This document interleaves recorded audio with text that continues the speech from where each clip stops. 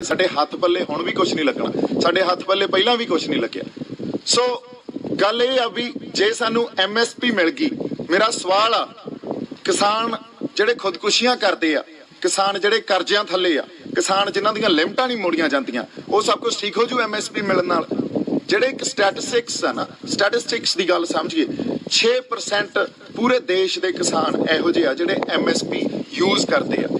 मतलब 94% किसान MSP use ही नहीं करते, उन्होंने लुट कसुट तो MSP तो बिना भी जारी है। फिर अगली गल आ जिहड़ी की साडे नाल मजदूर या उन्हां दीयां जिहड़ियां यूनियनस वो नाल आ, की साडे नाल आड़तीआ, सारी आड़तीआं यूनियन साडे नाल आ। जे असीं कहीए ये साडी सारियां दी लड़ाई आ, हजे तुसीं लामबंदी तां करदे नहीं, ਅਸੀਂ ਬਹਿ ਜਾਂਦੇ ਹਾਂ ਰੇਲਾਂ ਰੋਕਣ। ਇਹ ਤਾਂ ਪੁਰਾਣੇ ਢੰਗ ਆ ਜੀ ਰੇਲਾਂ ਰੋਕਣ ਦੇ, ਜਾਂ ਅਸੀਂ ਮਾਲਸ 'ਚ ਚਲੇ ਗਏ। ਅਸੀਂ ਇਹੋ ਜੀ ਇੱਕ ਸਿਚੁਏਸ਼ਨ, ਇਹੋ ਜਿਹਾ ਮਾਹੌਲ ਕ੍ਰੀਏਟ ਕਰ ਰਹੇ ਹਾਂ ਜਿੱਥੇ ਸੈਂਟਰ ਨੇ ਸਾਡੇ ਤੇ ਐਮਰਜੈਂਸੀ ਇਨਵੋਕ ਕਰ ਦੇਣੀ ਆ।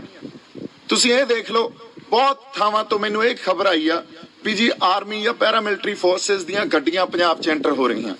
ਹੁਣ ਜੇ ਕੱਲ ਨੂੰ ਸਾਡੇ ਤੇ ਸੈਂਟਰ ਨੇ ਇਹ ਕਹਿਤਾ ਵੀ ਸਟੇਟ ਗਵਰਨਮੈਂਟ ਇੱਥੇ ਪ੍ਰੋਟੈਸਟਰਸ ਨੂੰ ਕੰਟਰੋਲ ਕਰਨ 'ਚ ਨਾਕਾਮਯਾਬ ਆ, ਸਿਚੁਏਸ਼ਨ ਬਹੁਤ ਜ਼ਿਆਦਾ ਅਨਕੂਲ ਆ, ਐਮਰਜੈਂਸੀ ਇਨਵੋਕ ਕਰਦੇ, ਉਸ ਤੋਂ ਬਾਅਦ ਸਾਡਾ ਪਲਾਨ B ਕੀ ਹੋਊਗਾ? ਸਾਡੇ ਕੋਲੇ ਕੋਈ ਪਲਾਨ B ਨਹੀਂ ਆ। ਕਿਸੇ ਕਿਸਾਨ ਜਥੇਬੰਦੀ ਕੋਲੇ ਕੋਈ ਪਲਾਨ B ਹੈ ਨਹੀਂ। ਉਹ ਸਿਰਫ ਲੱਗੇ ਹੋਏ ਆ, ਟੋਲ ਰੋਕ ਲਓ, ਫਲਾਨੀ ਥਾਂ ਤੇ ਮੌਲ ਬੰਦ ਕਰ ਦਿਓ, ਜਾਂ ਅਸੀਂ ਰੇਲਾਂ ਰੋਕ ਲਓ। ਰੇਲਾਂ ਤਾਂ ਪਿੱਛੇ ਹੀ ਰੋਕੀ ਖੜੇ ਆ ਉਹ। ਸੋ ਕੋਈ ਪਲਾਨ B ਰੱਖ ਕੇ ਨਹੀਂ ਚੱਲਦੇ। ਮੈਂ ਕਿੱਦਾਂ ਦਾ ਕਹੀ ਜਾਂਦਾ ਵੀ ਸਾਨੂੰ ਗੱਲ ਸਮਝਣੀ ਪੈਣੀ ਆ। ਇਹ ਆਰਡੀਨੈਂਸ ਆਉਣੇ, ਕਾਲੇ ਕਾਨੂੰਨ ਆਉਣੇ, ਇਹਦਾ ਬਿਮਾਰੀ ਦੇ ਲੱਛਣ ਆ। ਰੋਗ ਕੀ ਆ ਤੇ ਉਹਦੀ ਦਵਾਈ ਕੀ ਹੋਣੀ ਚਾਹੀਦੀ ਆ, ਗੱਲ ਇੱਥੇ ਪਈ ਆ। ਰੋਗ ਕੀ ਆ? ਰੋਗ ਇਹ ਆ ਵੀ ਕਿਸਾਨ ਦੀ ਦਸ਼ਾ ਆਰਡੀਨੈਂਸ ਤੋਂ ਆਉਣ ਤੋਂ ਪਹਿਲਾਂ ਵੀ ਬੁਰੀ ਸੀ। ਉਦੋਂ ਪਹਿਲਾਂ ਵੀ ਖੁਦਕੁਸ਼ੀਆਂ ਹੁੰਦੀਆਂ ਸੀ, ਉਦੋਂ ਪਹਿਲਾਂ ਵੀ ਕਿਸਾਨ ਜਾਂ ਮਜ਼ਦੂਰ ਕਰਜ਼ੇ 'ਚ ਸੀ, ਉਹਨਾਂ ਦੇ ਸ਼ੋਸ਼ਣ ਹੁੰਦੇ ਸੀ। ਔਰ ਅਸੀਂ ਇਹ ਗੱਲ ਨੂੰ ਸਮਝ ਹੀ ਨਹੀਂ ਪਾ ਰਹੇ। ਇਹਨਾਂ ਕਿਸਾਨ ਜਥੇਬੰਦੀਆਂ ਨੇ ਸਿਰਫ ਆਰਡੀਨੈਂਸ ਦੇ ਵਿੱਚ MSP ਤੱਕ ਆਪਦੀ ਲੜਾਈ ਲਿਮਿਟਡ ਰੱਖਣੀ ਆ। ਇਹ ਕਿਉਂ ਰੱਖਣੀ ਆ ਇਹਦਾ ਮੈਨੂੰ ਨਹੀਂ ਪਤਾ। ਇਹਨਾਂ ਦੇ ਕੋਈ ਰਾਜਸੀ ਸਰੋਕਾਰ ਵੀ ਹੋ ਸਕਦੇ ਆ, ਇਹਨਾਂ ਦੇ ਕੋਈ ਆਪਸ ਕੋਈ ਪੋਲੀਟੀਕਲ ਐਸੋਸੀਏਸ਼ਨ ਜਾਂ ਮੰਨ ਲਓ ਅਹੁਦਿਆਂ ਦੇ ਸਰੋਕਾਰ ਵੀ ਹੋ ਸਕਦੇ ਆ। ਸਾਰੇ ਨਹੀਂ, ਸਾਰੀਆਂ ਜਥੇਬੰਦੀਆਂ ਦੇ ਸਾਰੇ ਲੀਡਰ ਇੱਕੋ ਜਿਹੇ ਨਹੀਂ ਆ, ਇਹ ਵੀ ਮੈਂ ਗੱਲ ਮੰਨਦਾ। ਪਰ ਜਦੋਂ ਤੱਕ ਅਸੀਂ ਪੂਰਨ ਤੌਰ ਤੇ ਇਹ ਗੱਲ ਨੂੰ ਸਮਝ ਕੇ ਖੰਡਨ ਨਹੀਂ ਕਰਾਂਗੇ, ਪੁਰਾਣੇ ਰੀਤੀ ਰਿਵਾਜਾਂ ਦਾ ਖੰਡਨ ਨਹੀਂ ਕਰਾਂਗੇ, ਉਹਨਾਂ ਨੂੰ ਚੈਲੰਜ ਨਹੀਂ ਕਰਾਂਗੇ, ਤੇ ਕੋਈ ਇਹੋ ਜਿਹਾ ਢਾਂਚਾ ਨਹੀਂ ਸਿਰਜਾਂਗੇ ਜਿੱਥੇ ਸਹੀ ਅਸਲ ਤੌਰ ਤੇ ਕਿਸਾਨਾਂ ਦਾ, ਮਜ਼ਦੂਰਾਂ ਦਾ ਜਾਂ ਹੋਰ ਸਾਰੇ ਵਰਗਾਂ ਦਾ ਕੋਈ ਭਲਾ ਨਾ ਹੋ ਸਕੇ, ਉਦੋਂ ਤੱਕ ਜੇ ਅਸੀਂ ਕਹੀਏ MSP ਲੈ ਕੇ ਬਹਿ ਜਾਾਂਗੇ, ਕੋਈ ਪ੍ਰਾਪਤੀ ਨਹੀਂ ਆ। ਫਿਰ ਲੋਕ ਤੁਹਾਡੇ 'ਚ ਕਿਸਾਨ ਜਥੇਬੰਦੀਆਂ ਨੂੰ ਮੇਰੀ ਬੇਨਤੀ ਆ ਹੱਥ ਜੋੜ ਕੇ ਵੀ ਤੁਹਾਡੇ 'ਚ ਐਡਾ ਵੱਡਾ ਆਪਦਾ, ਮੈਂ ਵੀ ਕਹਿਣਾ ਮੈਂ ਤੁਹਾਡੇ ਨਾਲ ਆ, ਐਡਾ ਵੱਡਾ ਆਪਦਾ ਭਰੋਸਾ ਤੁਹਾਡੇ 'ਚ ਦੇਤਾ, ਐਡੀ ਵੱਡੀ ਆਸ ਆ ਉਹਨਾਂ ਨੂੰ ਤੁਹਾਡੇ ਤੋਂ, ਬਿਕੋਜ਼ ਤੁਸੀਂ ਐਕਤੀ ਲਾਓਗੇ, ਤੁਸੀਂ ਪੰਜਾਬ ਲਈ, ਇਸ ਧਰਤੀ ਲਈ, ਸਾਡੇ ਲੋਕਾਂ ਲਈ ਕੁਝ ਲੈ ਕੇ ਡਿੱਗੋਗੇ। ਪਰ ਤੁਸੀਂ ਬੈਠੇ ਹੋ MSPਆਂ ਤੇ, ਤੁਸੀਂ ਬੈਠੇ ਹੋ ਵੀ ਸਰਕਾਰਾਂ ਨਾਲ ਮੀਟਿੰਗ ਕਰ ਲਈਏ। ਜਿੱਦਾਂ ਅਸੀਂ ਬੰਦ ਕਮਰਿਆਂ 'ਚ ਸਰਕਾਰਾਂ ਨਾਲ ਮੀਟਿੰਗਾਂ ਕਰਨੀਆਂ ਸ਼ੁਰੂ ਕਰ ਦਿੰਨੇ ਆ ਨਾ, 50% ਦਾ ਸੰਘਰਸ਼ ਉੱਥੇ ਹੀ ਅਸੀਂ ਵੇਚ ਦਿੰਨੇ ਆ। ਉੱਥੇ 50% ਸੰਘਰਸ਼ ਤਾਂ ਖਤਮ ਹੋ ਜਾਂਦਾ। ਹੁਣ ਗੱਲ ਇਹ ਆ, ਜਾਂ ਤਾਂ ਆਪਦੇ ਜ਼ਮੀਰਾਂ ਦੀ, ਅਸੀਂ ਆਪਦੇ ਆਤਮਾ ਦੀ ਆਵਾਜ਼ ਸੁਣ ਕੇ ਅਸਲ ਗੱਲ ਨੂੰ ਸਮਝ ਕੇ ਲੜਾਈ ਲੜੀਏ, ਤੇ ਜਿਹੜੀ ਰੂਹ, ਜਿਹੜਾ ਬੰਦਾ ਆਪਦੇ ਜ਼ਮੀਰ ਦੀ, ਆਪਦੇ ਅੰਦਰ ਦੀ ਆਵਾਜ਼ ਸੁਣ ਕੇ ਇਸ ਲੜਾਈ 'ਚ ਲੜੂਗਾ, ਮੈਂ ਉਹਦੇ ਨਾਲ ਆ। ਮੈਂ ਤਾਂ ਜੀ ਤੁਰ ਪਿਆ। ਹੁਣ ਤੁਸੀਂ ਕਰ ਲਓ ਜਿਹੜਾ ਮੇਰਾ ਵਿਰੋਧ ਕਰਨਾ, ਭੰਡ ਲਓ ਜਿੰਨਾ ਭੰਡਣਾ, ਕਹਿ ਦਿਓ ਜਿਹਦਾ ਮਰਜ਼ੀ ਬੰਦਾ ਮੈਂ। ਅੱਜ ਤੋਂ ਬਾਅਦ ਮੈਂ ਸਫਾਈ ਵੀ ਨਹੀਂ ਦੇਣੀ, ਕੋਈ ਸਫਾਈ ਨਹੀਂ ਦੇਣੀ। ਇਸ ਕਰਕੇ ਨਹੀਂ ਦੇਣੀ ਕਿਉਂਕਿ ਮੇਰਾ ਟੀਚਾ ਕੁਛ ਹੋਰ ਆ। ਮੇਰੀ ਲੜਾਈ ਸਾਡੀ ਧਰਤੀ ਖਾਤਰ, ਸਾਡੇ ਲੋਕਾਂ ਖਾਤਰ ਆ। ਤੁਸੀਂ ਤਾਂ ਮੈਨੂੰ ਉਲਝਾਈ ਰੱਖੋਗੇ, ਮੈਂ ਤਾਂ ਤੀਜੇ ਕਿ ਦਿਨ ਮੇਰੇ ਤੇ ਕੋਈ ਨਵਾਂ ਸਵਾਲ ਖੜਾ ਕਰ ਦਿੰਦੇ ਹੋ। ਇੱਕ ਗੱਲ ਸਮਝਣ ਦੀ ਜ਼ਰੂਰਤ ਆ ਵੀ ਜਦੋਂ ਲੜਾਈ ਸਰਕਾਰਾਂ ਦੇ ਖਿਲਾਫ ਲੜੀ ਜਾਂਦੀ ਹੈ ਨਾ, ਇਹੋ ਜਿਹੀ ਰਾਜਸੀ ਧਿਰਾਂ ਦੇ ਖਿਲਾਫ, ਸਟੇਟ ਦੇ ਖਿਲਾਫ ਲੜੀ ਜਾਂਦੀ ਆ, ਉਦੋਂ ਵੱਖ-ਵੱਖ ਜਗ੍ਹਾ ਤੇ ਵੱਖ-ਵੱਖ ਮੋਰਚੇ ਵਿੱਢਣੇ ਪੈਂਦੇ ਹੁੰਦੇ ਆ। ਪਰ ਸਾਡਾ ਟੀਚਾ ਇੱਕੋ ਹੀ ਹੁੰਦਾ। ਸਾਡਾ ਟੀਚਾ ਇਹੀ ਹੁੰਦਾ ਵੀ ਸਰਕਾਰਾਂ ਨੂੰ ਬੈਕਫੁੱਟ ਤੇ ਲੈ ਕੇ ਆਈਏ, ਸਰਕਾਰਾਂ ਦੀ ਮਜਬੂਰੀ, ਕੋਈ ਰਾਜਸੀ ਮਜਬੂਰੀ ਖੜੀ ਕਰ ਦਈਏ। ਔਰ ਇਹ ਉੱਥੇ ਜੇ ਅਸੀਂ ਇੱਕ ਦੂਜੇ ਨੂੰ ਨਿੰਦਣ ਲੱਗ ਜਾਈਏ ਤਾਂ ਲੋਕਾਂ 'ਚ ਵਹਿਮ ਤੇ ਭਰਮ ਹੀ ਪੈਦਾ ਹੁੰਦਾ, ਹੋਰ ਇਹਦਾ ਕੋਈ, ਇਹਦੇ 'ਚੋਂ ਕੋਈ ਹੱਲ ਨਹੀਂ ਨਿਕਲਦਾ। ਇਸ ਕਰਕੇ ਹੱਲ ਵੱਲ ਨੂੰ ਤੁਰੋ।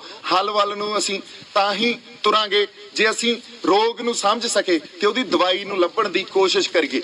ਅਸੀਂ ਤਾਂ ਲੱਛਣਾਂ ਤੇ ਆ ਕੇ ਲੱਛਣਾਂ ਦੀ ਉਹ ਗੱਲ ਕਰੀ ਜਾਂਦੇ ਆ। ਸੋ ਇਹ ਜਿਹੜੇ ਕਾਲੇ ਕਾਨੂੰਨ ਆ, ਇਹ ਤਾਂ ਲੱਛਣ ਆ। ਅਗਲੀ ਗੱਲ ਮੈਂ ਜੇ ਕਰਦਾ, ਜੇ ਕੱਲ ਨੂੰ ਐਮਰਜੈਂਸੀ ਇਨਵੋਕ ਹੋਗੀ, ਮੈਂ ਕਿੱਦਾਂ ਦਾ ਇਹ ਗੱਲ ਕਹੀ ਹੈ ਨਾ, ਲਾਮਬੰਦ ਕਰੋ ਇਹਨੂੰ, ਨੈਸ਼ਨਲ ਮੂਵਮੈਂਟ ਬਣਾਓ। ਅਸੀਂ ਹਰਿਆਣੇ ਵਾਲੇ ਸਾਰੇ ਬੰਦਿਆਂ ਨਾਲ ਹੁਣ ਮੈਂ ਟੱਚ 'ਚ। ਇਸ ਤਰ੍ਹਾਂ ਮੈਂ ਹੋਰ ਵੀ ਕੋਸ਼ਿਸ਼ ਕਰ ਰਿਹਾ, ਜਿਹੜੇ ਸੂਬੇ ਆ ਉੱਥੋਂ ਦੀਆਂ ਕਿਸਾਨ ਜਥੇਬੰਦੀਆਂ ਨਾਲ ਅਸੀਂ ਆਪਦਾ ਕੋਈ ਰਾਬਤਾ ਬਣਾਈਏ, ਕਲਾਮਬੰਦੀ ਕਰੀਏ।